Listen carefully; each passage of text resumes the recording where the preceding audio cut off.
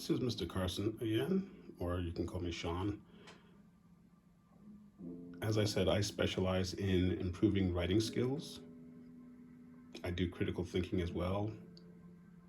I work with holistic learning, giving positive and constructive feedback so you can improve on a daily, weekly, monthly basis.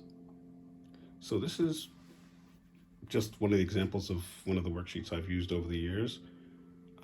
This is usually for lower, younger level learners, where they're learning to organize their paragraphs, where they have the main idea followed by details 1, 2, 3, and then what we call the transition sentence, or the last sentence of that paragraph going to the next. Here we have getting a sequence chart. So this is for different type of writing, expository writing. This happened, and then this happened, and then this happened. We use these in history, we use these in science, we use these in English all the time. So this is a crossover skill as well. Another one, cause and effect, again used in science, used in history, used in English all the time, as far as understanding why a character did something, what the cause was, and the effect, and vice versa.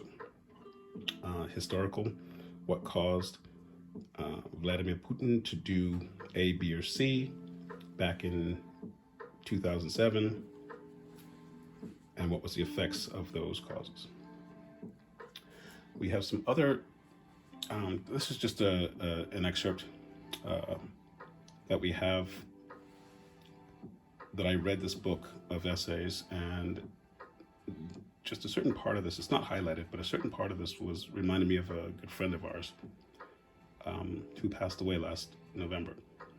So this is also part of critical thinking. As you're reading, as you're watching a movie, a TED Talk, as you're laughing with your friends and you're discussing why you liked a song or didn't like a song, you're using critical thinking.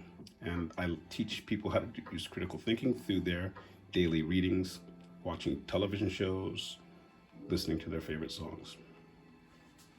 And last but not least of the educational stuff is, this is an essay that all high school students are now taking, and it's a essay prompt to get into university. Basically, for the ACTs, they got to get, I don't remember, a 4 or higher on the ACT, and they have to very often take 3 or 4 texts and then extrapolate a common theme and then write about that.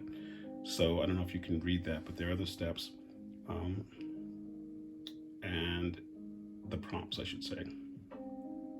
And then they have to write a detailed essay that could very often look in this sequence, or it could be cause and effect type of essay. And they would definitely be using this rudimentary style of formulating their paragraphs. Finally, I didn't want this to be this long, but finally, that my holistic part of my teaching for the last 15, 17 years has been on a program that I designed called Plans for the Living. Now, basically, I teach people how to get to their goals faster. So this isn't so much teaching English, because part of this plan has a financial aspect to it, which is right here. Part of it has the emotional, social impacts. This I just gleaned from T. Harv Eckert's novel or book, The Millionaire Mind, The Secrets of the Millionaire Mind, telling people basically how to save money more effectively. And then I give recommendations on certain books people should be reading if they want to go into culinary arts schools, or if they want to go into finance schools for business, what have you. This one has been a lot of what I've put in these 7 pages is basically from the 7 Habits of Highly Effective Teens. I've learned it from watching self-help videos long before TED Talks were invented. There were other people on PBS, public broadcast system, making videos. And that very bottom is a scholarship woman in Hawaii. She specializes in helping kids get money for their futures.